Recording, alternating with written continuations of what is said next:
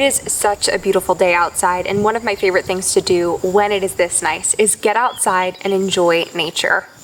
I'm Camille Schrier, and I'm Miss America 2020, but I'm also a biochemist and systems biologist, and I'm a huge science nerd. I love science, and part of the reason that I loved science was because I loved nature growing up, and I still do.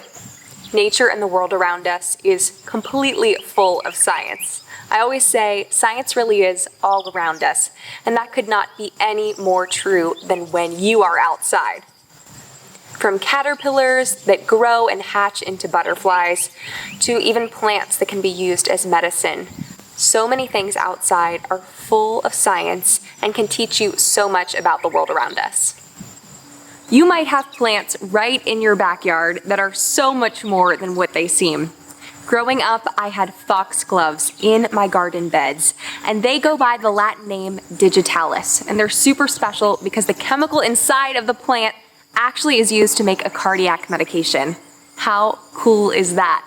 Plants are super powerful, and they can help us create new medicines to make us feel better or treat different diseases. But foxgloves are not the only type of plant that can be turned into medication. So let's go see if there's some more plants in my garden beds that have medicinal properties.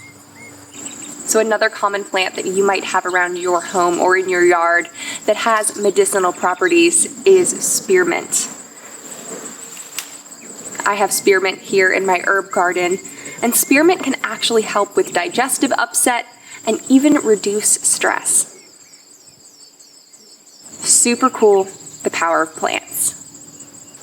But sometimes I don't even know what plant I'm looking at, and technology can help me.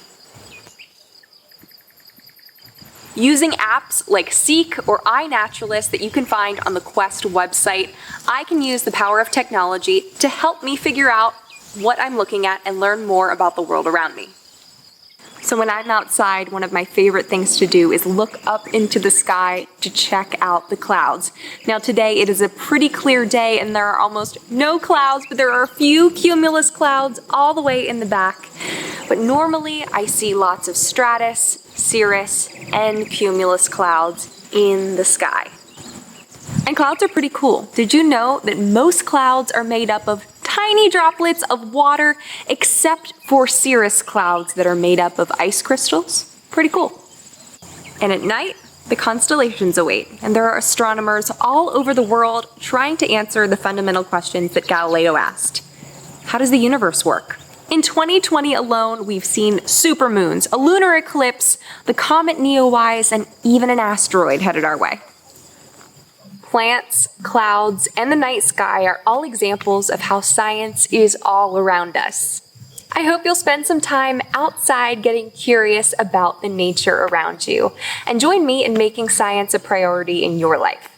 My friends at Quest are connecting everyone to the value of science, so we invite you to join the Quest and learn more about the Quest Science Center.